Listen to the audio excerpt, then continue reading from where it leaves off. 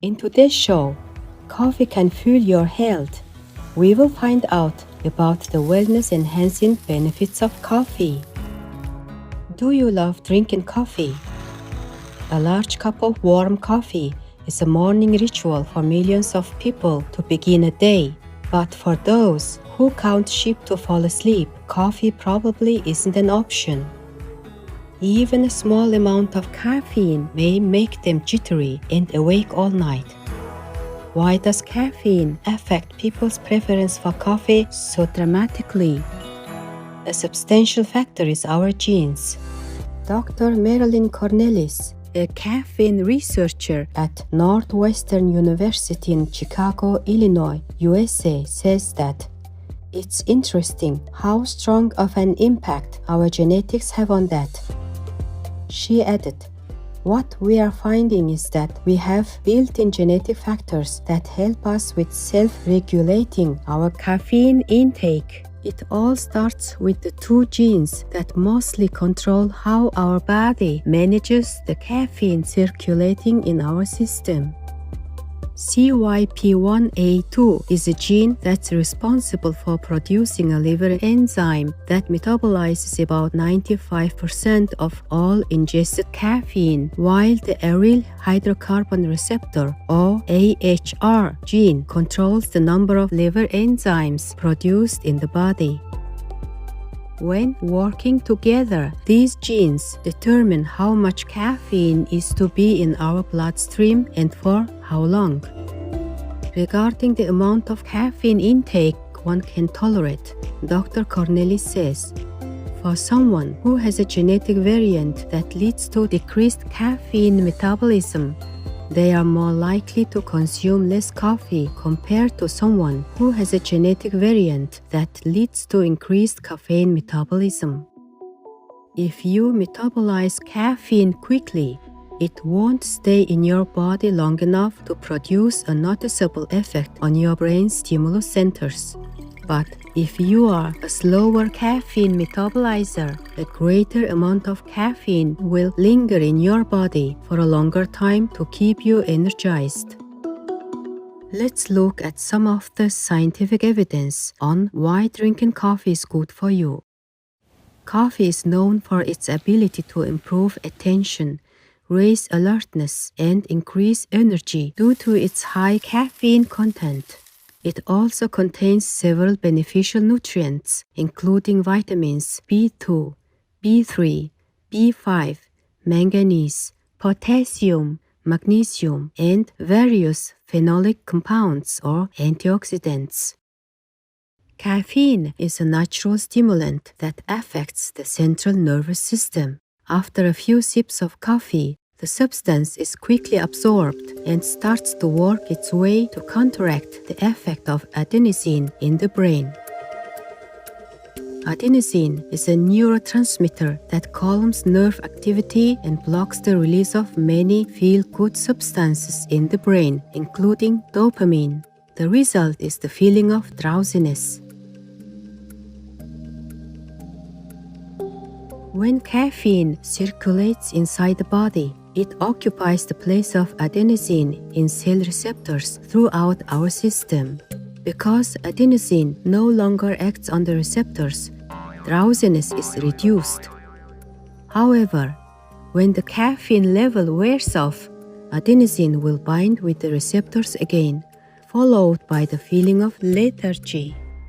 Many studies show that caffeine can improve brain functions, including memory, vigilance, reaction time, and mental performance. It is possibly protective against the development of cognitive decline that may be caused by such conditions as Alzheimer's and Parkinson's disease. Previous research has uncovered the association between coffee and the lessening of the incidence of cognitive disorders. Recently, a new study from Australia, further exploring this subject, appeared in the journal Frontiers in Aging Neuroscience. Dr. Samantha Gardner of Edith Cowan University, the lead author of the paper, said that coffee intake could one day be recommended as a lifestyle factor aimed at delaying the onset of Alzheimer's disease if emerging evidence continues to support this finding. Dr. Gardner added, "It's a simple thing that people can change. It could be particularly useful for people who are at risk of cognitive decline but haven't developed any symptoms." Coffee's high antioxidant content helps to protect the body from free radicals, which can damage important molecules, including proteins and DNA. Several powerful antioxidants, including those from the hydrocinamic acids family and polyphenols, are found in coffee. Because antioxidants can effectively neutralize free radicals, coffee can potentially offer protection against many diseases that are partly caused by oxidative stress, including cancer. According to a new study led by researchers from the US-based Harvard School of Public Health, people who increased daily coffee intake by more than 1 cup over a 4-year period had an 11% lower risk of developing type 2 diabetes than those who did not increase their coffee intake.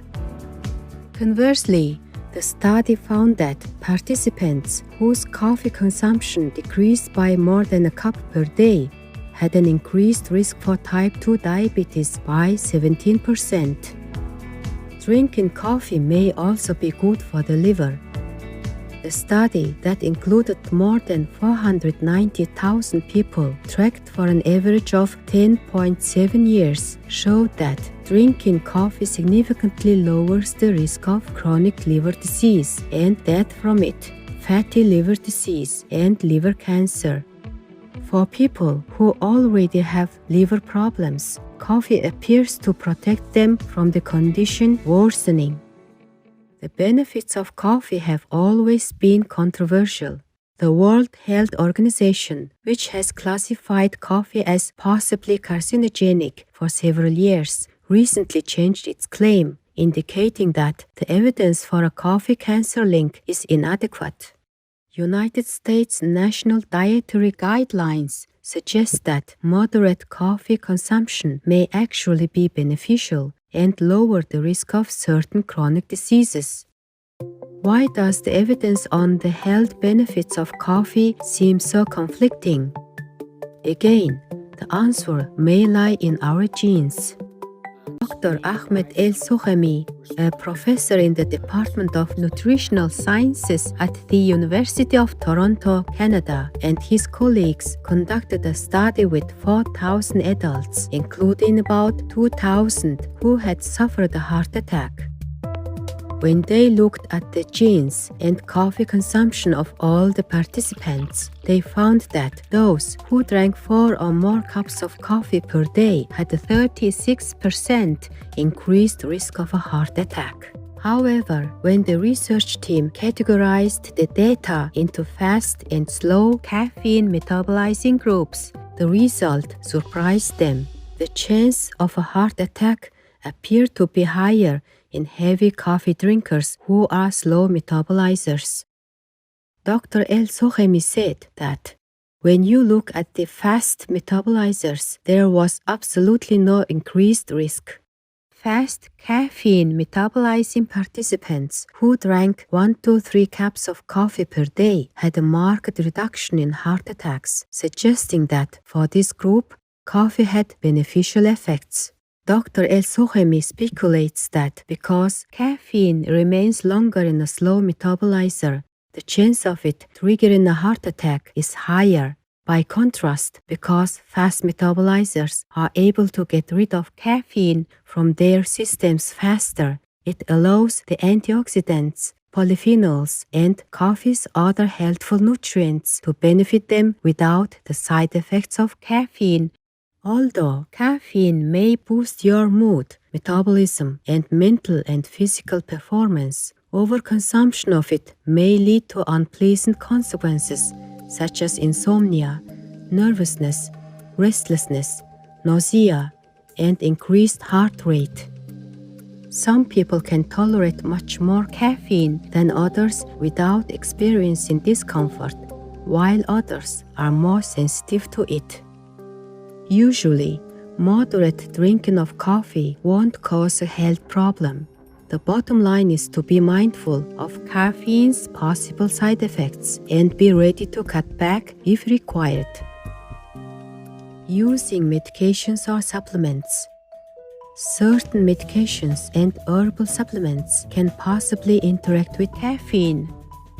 Some examples include ephedrine and theophylline. The former may increase the risk of high blood pressure, stroke, or seizure, and the latter may magnify caffeine side effects like nausea and heart palpitations. Not getting enough sleep. Coffee helps people stay awake during the day, but it may also affect the quality of sleep if consumed too much or before sleep. The effect of caffeine starts in around 15 minutes and remains in the body for several hours. Doctors recommend curbing coffee consumption after 2 p.m. to ensure that most caffeine can be metabolized before bedtime and allow adenosine to kick back in for a good night's sleep. We wish that freshly brewed coffee brightens your morning and keeps you energized throughout the day. Vegan for the whole world medicine.